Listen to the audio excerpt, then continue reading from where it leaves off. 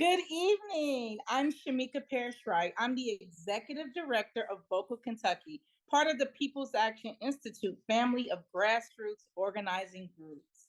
This is Medicaid Cuts Kill and what you can do to defend healthcare for working families. I'm so excited to be with all of you tonight because there's a lot on the line. Trump and the Republicans in Congress want to take away health care from 15 million Americans to pay for tax cuts for the rich. And if you're like me, you know that that ain't right. And we're here to find out what we can do about it. Medicaid saves lives. Tonight, you'll hear powerful stories from people like you all over this country and why we need it. But first, let me welcome Sulma Arias, Executive Director of People's Action Institute, to get us started. Welcome, Sulma.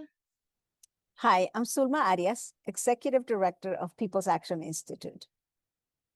Good health is something we all depend on, and healthcare is something we all need. It's a human right. I know you know this. In the richest country in the world, our healthcare shouldn't even be on the table. Yet it's something President Trump and Republicans in Congress think is a privilege for only a wealthy few. Right now, the current administration wants to cut $8 trillion for Medicaid and other life-saving services. Why do they need this money? Not to pay down debt or invest in our children. They want to give tax breaks to the richest Americans and corporations who already have more than they need. They will take healthcare away from 15 million Americans who rely on these services. People will die.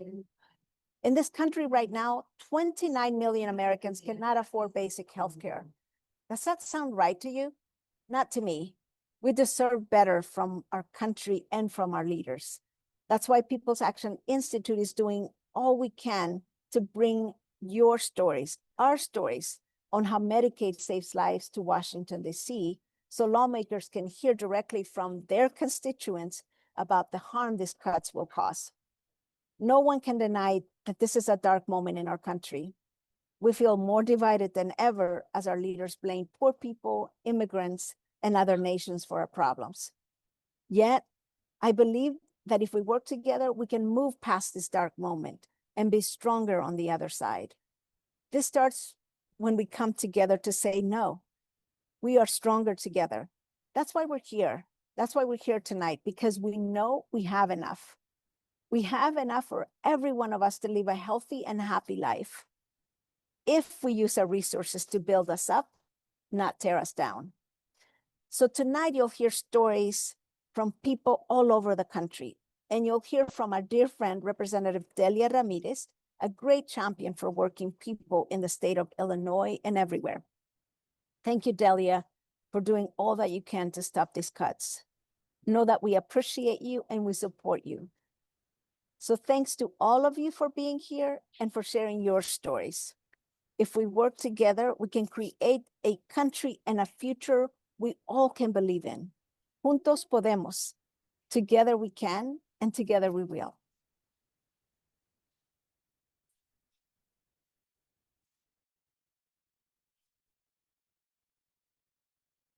Wow, thank you, Soma. We've got some exciting special guests, including one of our true champions in Congress, Representative Delia Ramirez from Illinois. But first, let's welcome Megan Assef, Director of Federal Affairs from People's Action Institute, to tell us what's going on in DC. Welcome, Megan. Hi, thank you, Shamika.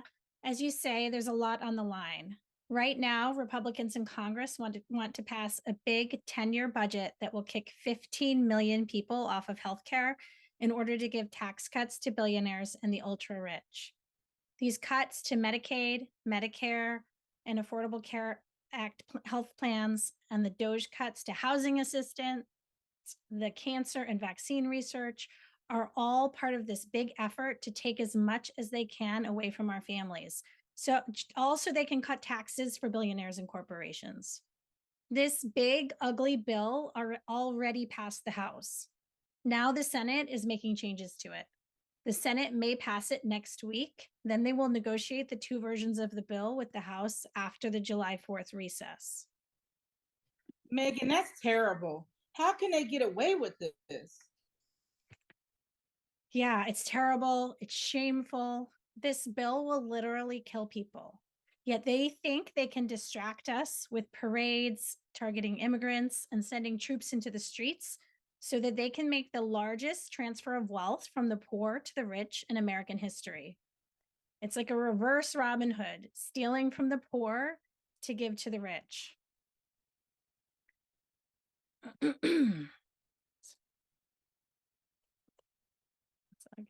Sorry.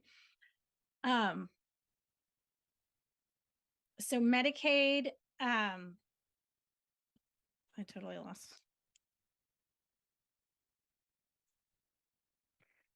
America's 885 billionaires collectively have over $7 trillion, and we can't have health care. The bill cuts $4 trillion in taxes, a quarter of which will go to the top 1% richest people in this country who make $1 million or more a year. The top 0.1% will get close to $300,000 more back in taxes in 2026. And that's just not right. Megan, that's definitely not right. And from where I sit here in Kentucky, I know this is the bill that kills. This big money grab will cost lives and we will lose loved ones. Close to 1.4 million adults and children in Kentucky are enrolled in Medicaid. Medicaid covers 44% of our children and 68% of our nursing home residents. Families rely on this support so that they can get back on their feet and back to work. Cutting Medicaid doesn't just hurt families, it threatens local hospitals, small businesses, and rural communities that depend on these programs. Cuts to Medicaid could have a particular harsh impact on our rural communities where hospitals are already having trouble covering their costs and staying afloat. 55% of people in Kentucky on Medicaid live in rural areas. As of 2023, 16 out of 72 rural hospitals in Kentucky were at risk of closing. These cuts will cause more of them to shut their doors. Medicaid helps people help themselves, whether it's a small business owner recovering from surgery or a senior who wants to remain independent at home. Too many hardworking families in our communities are struggling to afford their daily expenses as a result of rising costs of housing, food, electricity, medicine, and other healthcare. Close to 1.4 million adults and children in Kentucky are enrolled in Medicaid. Medicaid covers 44% of our children and 68% of our nursing home residents. We have to keep repeating that because that data is true. Families rely on this support, and we know it's important. In Kentucky, we've seen great promise with the expansion of Medicaid, great improvements in health outcomes. So this is a step back in the wrong direction. But the biggest cost will be to people like you and me. Let me tell you what Medicaid means to me. You might not know it, but I have a heart condition. I have a pacemaker, and they don't last forever. So I'm on my third one. And if you don't have insurance when your pacemaker dies, you die too. When I got my first pacemaker, I was a single mom of 4 in college and a college student on Medicaid. 6 years later, when I got my second pacemaker and defibrillator, I was homeless and laid off. Without Medicaid, I wouldn't be here today. And I lived in fear of what would happen when it wore out. Right now, I've got a good job, great benefits. So that pays for my new pacemaker and my doctor visits. But I know too many people in Kentucky, like our Vocal Kentucky members, leaders, and staff, who wouldn't be here today without Medicaid. Thank you, Shamika, for sharing your personal story. I'm so glad to hear that through your work, you can get the care you need to live. That's something we all deserve. But one of the most frustrating things about this budget bill is that they're using it to take healthcare away from people who work hard. Some people work 2-3 jobs, yet they don't get health insurance from their employer and they can't afford to buy it. So here's Robert Reich, who made this great video to explain to us the system of red tape that the bill would create to kick people off of their care. Republicans are spreading lies about Medicaid work requirements. Here are the facts. 64% of adults on Medicaid already work. 64%. Many recipients work in jobs that don't typically offer health insurance and pay little, which makes Medicaid vital. These people aren't freeloaders mooching off the system, as Republicans claim. They're barely scraping by. And those on Medicaid who aren't working have a reason. 12% of recipients are primary caregivers. 10% have an illness or disability. And 7% are attending school. Despite these facts, Republicans are using their new budget bill to implement the first ever federal work requirement for Medicaid. But this has already been tried in the states, and it wasn't pretty.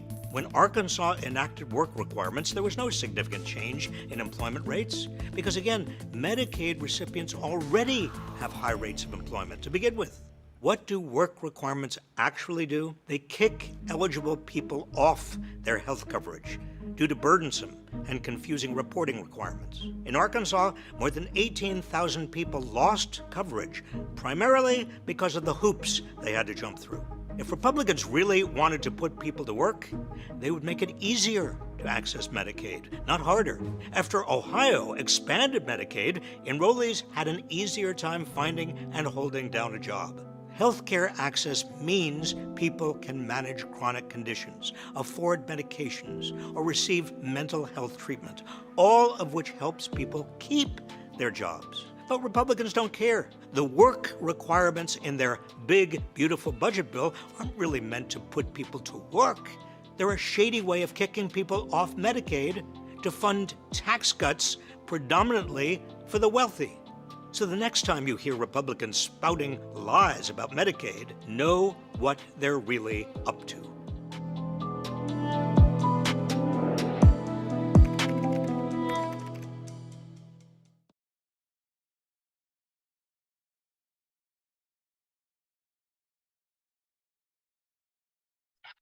Wow, that's so upsetting.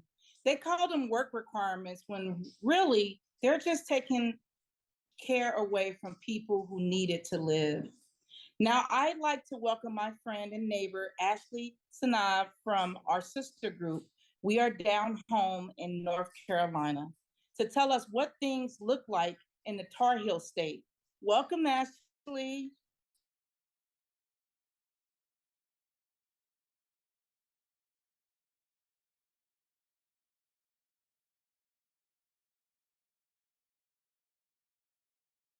Sorry, everybody. Hi, my name is Ashley Sani. I'm with Down Home, North Carolina. I am in Franklin County. I work as a organizer here in our county, and I've been here since 1994. Myself, like a lot of you, are extremely concerned about the proposed cuts to Medicaid all over the country, but especially here in North Carolina. We actually just passed a Medicaid expansion bill not too long ago that actually gave 164,000 more North Carolinians health care coverage than they had ever had. Um, and, you know, I'm a wife, I'm a mom, I have worked hard all my life in retail. My husband has worked really hard in retail as well. But prior to when he first came to North Carolina, he worked for NC State. He, like most people and some of our neighbors, deal with healthcare concerns, and he had diabetes.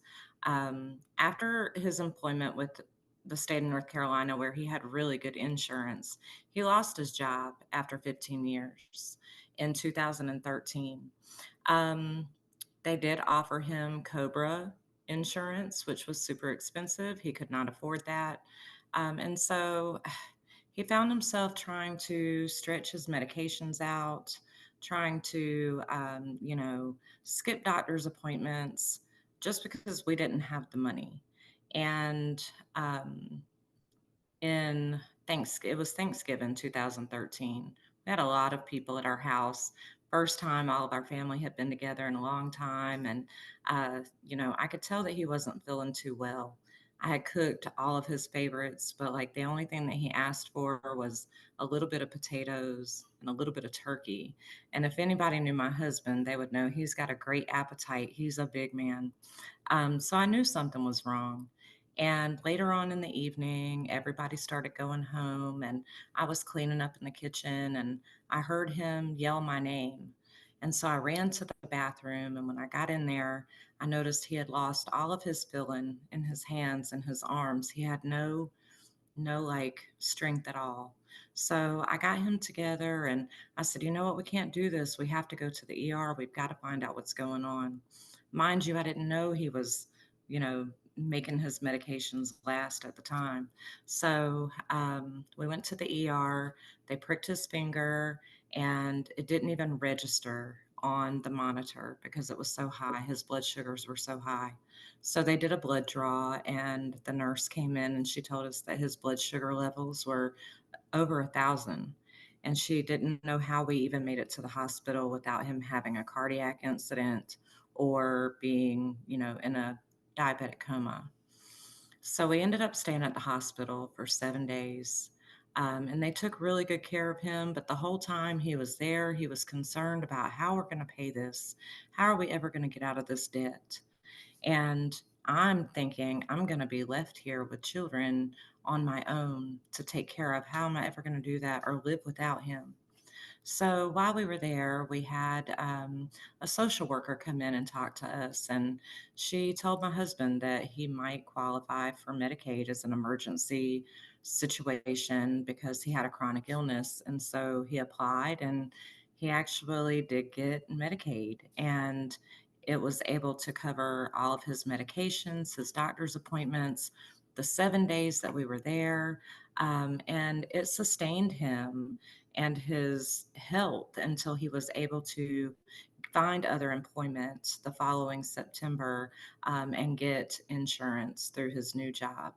And I just wanted to share my story because it shows, you know, how Medicaid is. It's here for all of us. It's here for the everyday working person, working class people, you know, and I'm so grateful that it was there for my husband. And right now is the time for everybody to fight for their neighbors, fight for their family members, fight for yourselves. We need this healthcare coverage. And, you know, I ask that you step out and make phone calls and take action and do the phone banks and everything that you can now because millions of people are going to be affected. And I thank you for your time, and I hope that y'all have a beautiful evening. Well, thank you, Ashley. You're exactly why we're here tonight. That story hits home, and I'm glad to hear that your husband is okay. Let's keep it that way, right? Now let's welcome Kim Maurer with the New Jersey Organizing Project. Welcome. Thanks, Shamika. Hello, my name is Kim Maurer. I live in Atlantic City, New Jersey, in Congressman Van Drew's district. I'm a member of the New Jersey Organizing Project, the Not One More campaign.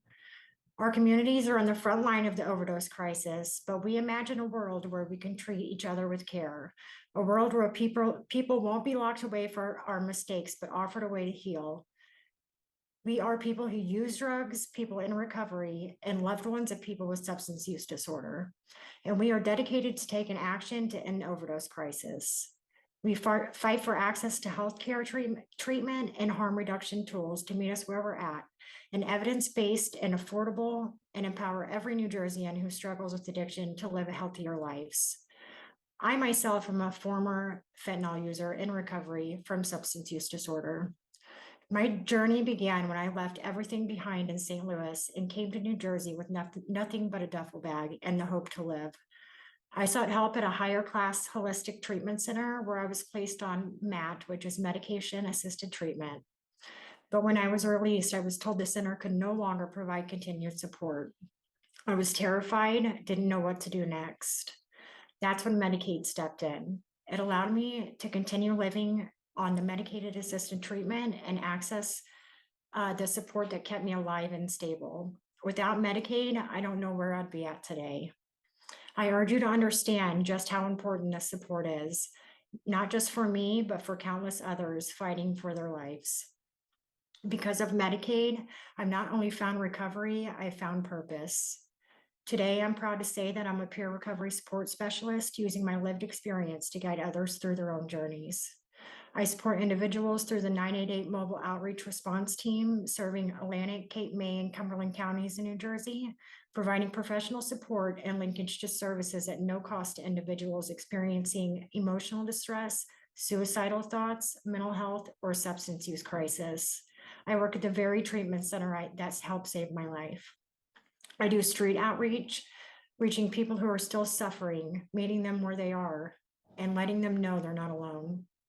Medicaid gave me the opportunity to heal. The access to MAT and continued care is more than just treatment, it's a lifeline. It helps prevent relapse, saves lives, and creates real change.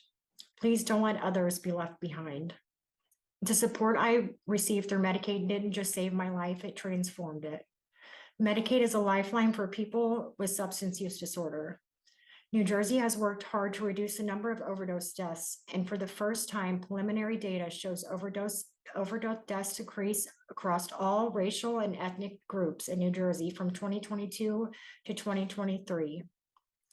Key among New Jersey policy efforts have been eliminating burdensome requirements that limit access to medication-assisted treatment and creating enhanced Medicaid reimbursements for the office-based substance use disorder treatment.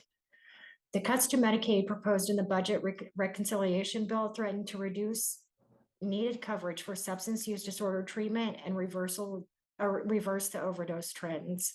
The burdensome red tape and hoops that the bill would ask people to jump through will kick some people off of Medicaid. Some policymakers seem to be targeting Medicaid with the burdensome paperwork requirements. Men are facing a mental health crisis in this country, and we have the human right to quality, affordable health care, just like everyone else.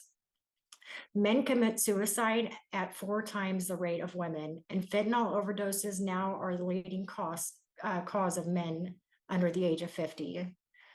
We should be asking what we can do to ensure that men are receiving the mental health care they need, not how to kick them off their insurance.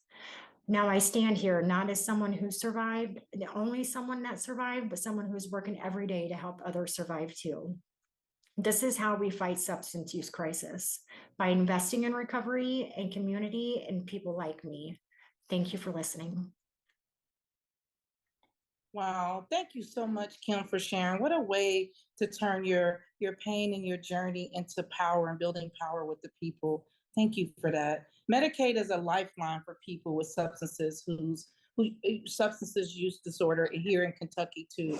So our state has worked hard to reduce the number of overdose deaths in the last couple years, and yet 2,000 people died of an overdose in 2023. Cuts to Medicaid could reduce needed coverage for substance use disorder treatment. There are more people in Kentucky receiving substance use disorder treatment under Medicaid than with private insurance. Now let's welcome one of our true champions of Congress, Representative Delia Ramirez, to give us the big picture. Welcome, Representative Ramirez. Hi everyone, Congresswoman Delia Catalina Ramirez, Illinois 3, and let's just say it, you know it, Medicaid cuts kill people, which is exactly why we have to do everything in our power to ensure that the Senate sends us back a bill that doesn't have 1 ounce of cuts to Medicaid. You and I both know that in this moment, where so many people are having to make choices between going to the doctor or being able to pay their rent, the last thing we need is cuts to healthcare. If anything, we should be expanding Medicaid coverage. And we should be working together to finally pass Medicare for all. Yet, we have Republicans who want to knock off 14 million people off of Medicaid.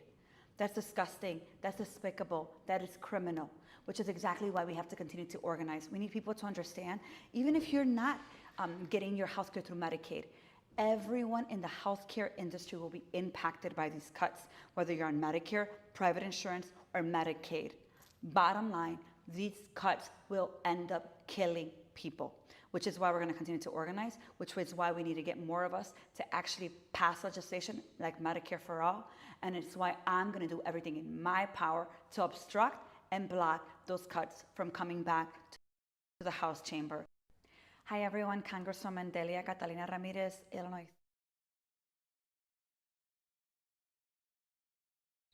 All right, you just heard it straight from Representative Ramirez. Medicaid cuts kill. And if you're like me, you want to know what you can do to stop these cuts. The good news is we can, but only if we act now. Here to tell us more about what we can do are three of our super volunteers, Yvette Delph and John Spillane, as well as Michael Neal. Welcome, Michael, to tell us why did you join this as a national volunteer?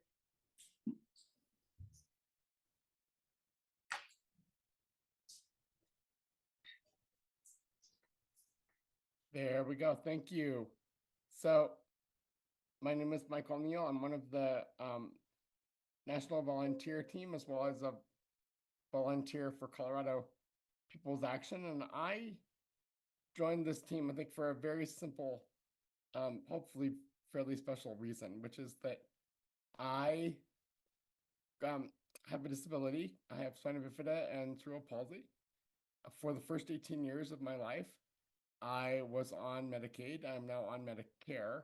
The two of them are inextricably intertwined. And so even if we think that some of these cuts are going to only smack into Medicaid, that would be bad enough, but the overflow will definitely hit our Medicare populations. And so I am deeply think it's important to get involved. And so I would not be able to be living on my own. I would not be able to be looking for a job. I would not be able to be going out to movies or possibly getting dates or all of those things that we take for granted without our Medicaid and Medicare system. And so not only is it about health, but it's about living a dignified life. And so that is why I do what I do. And I have joined this volunteer team for this project, but also for years previous in many different capacities.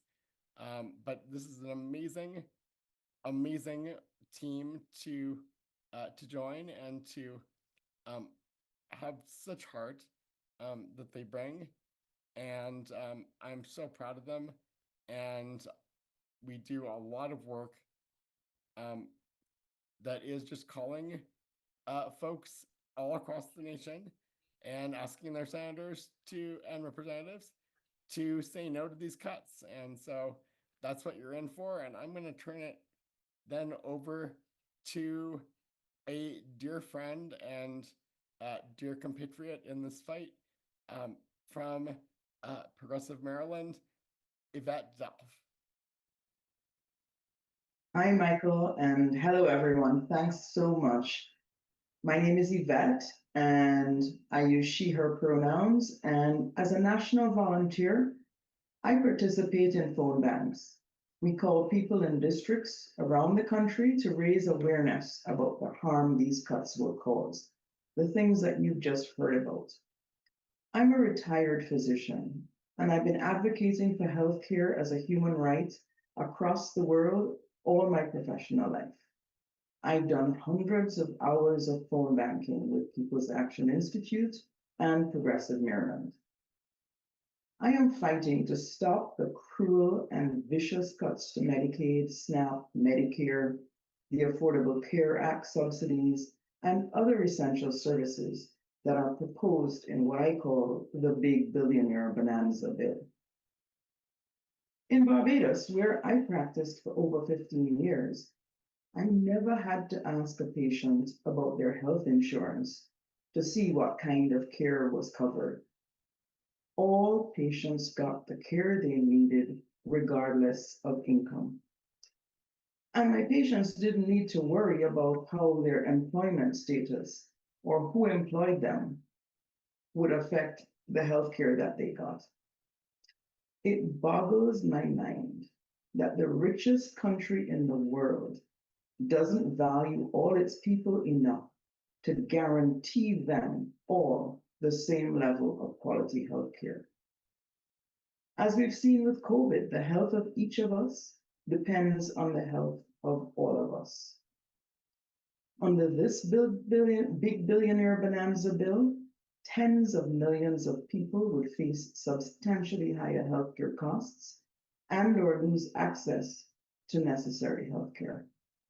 Premiums would increase as Affordable Care Act Medicaid expansion subsidies, Medicaid, and Medicare funding are cut. Thank you, Yvette, and thank you, Michael. Volunteers truly make the world go round. And as you said, Yvette, quality health care is something we all deserve.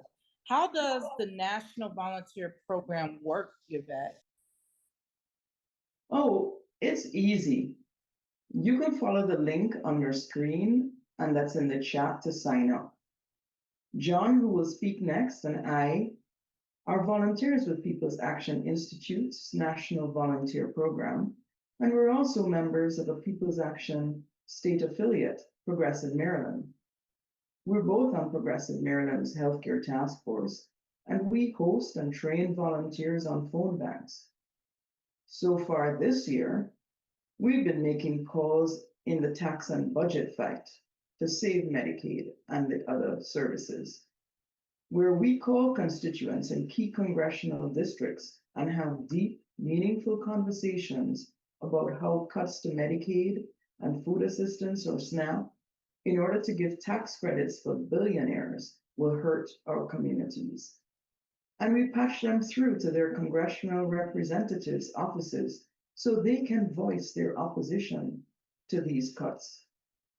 And so far, on our tax and budget phone banks, our dialer has made more than 100,000 calls into districts in Iowa, Maine, Michigan, Missouri, New Jersey, North Carolina, and Wisconsin, where representatives are considered persuadable.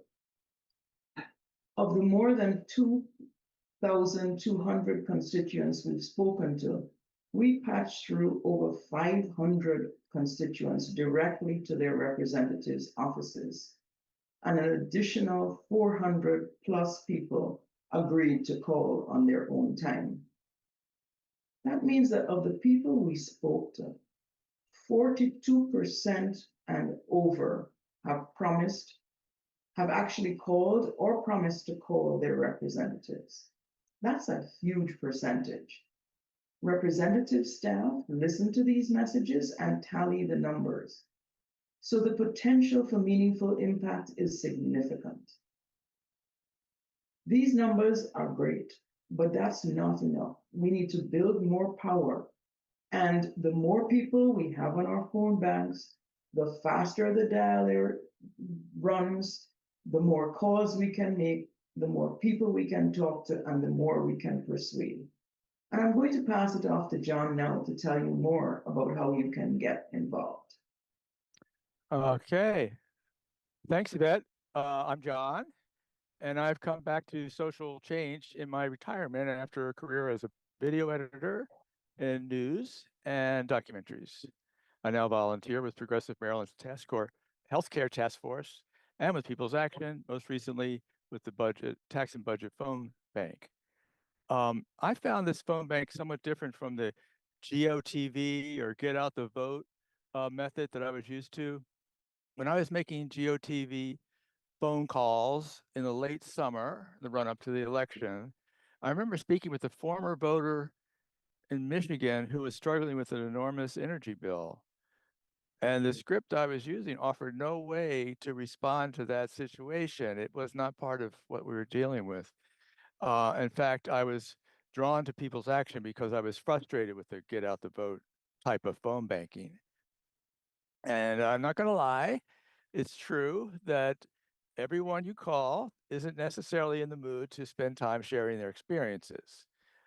But time after time, I've had real conversations with people, deep conversations. And this talk can lead to action. The Tax and Budget Phone Bank software enables us to forward a caller, constituent, to the office of their representative or senator so they can say their piece. So now that I've been doing the Tax and Budget Phone Bank a bit, I feel I actually feel like making these calls is something that I get to do. It's not something I have to do. And like Yvette said, it's easy. We provide all the training you need to know the facts and the method and the technology of the phone bank, and to feel confident on the phone. We use a technique called deep canvassing, a way to have compassionate, non-judgmental conversations across lines of difference. And you'd be amazed what happens when people realize you're actually listening.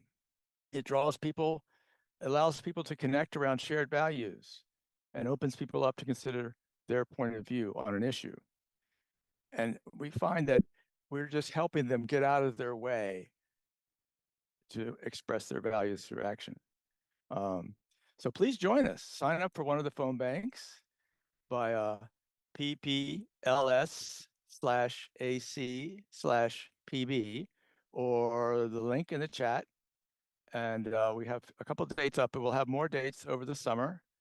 If you want to go, so that's phone banking. And I think you've heard from both of us how rewarding it is and how we could use more people. So, and if you want to go even deeper to grow your skills as an organizer, join us for our 2-day fundamentals of organizing training. We dig into the why and how of building people power, understanding our values to lead and build our base. I've taken this training and I recommend it. It gave me the ability to drill down and discover the why, what drives me to action. And I found that irreplaceable. To register, you can click on that link in the chat or find more information on People's Action website. And like all of our trainings, these are always free. You don't need special skills. We'll make sure you're all set. And there they are, the chats. So I'm done. Hope to see you. Well, thanks, John. And what amazing energy. And thank you. It is so many ways to build people power. And we do that through People's Actions Institute, our networks, and training. Thank you all. And thanks to all of you who joined us tonight. Like we said, taking action is easy, but only you can take the first step. So please sign up now for our phone banks and trainings with the links on your screen or in the chat. This is what we call an organizing revival. We had one in Kentucky last year. It is an opportunity to share the best skills of community organizing as far and as wide as we can, because together we are strong. And we believe that just like healthcare, organizing to make the world better is a public good, and it belongs to you. At People's Action Institute, we know that across race and place in rural communities and cities, we all face the same challenges. Working people everywhere face rising prices, declining access to homes, healthcare, and education, and corporations who control more of our lives than ever before. That's why we're working hard to bring people together, regardless of what we look like, what language we speak, who we voted for, or whether we voted at all. Like Sulma Arias says, it's not about you and who you voted for. It's about who gets to live with dignity. So thank you for joining us tonight, because as Sulma says, together we can. Good night.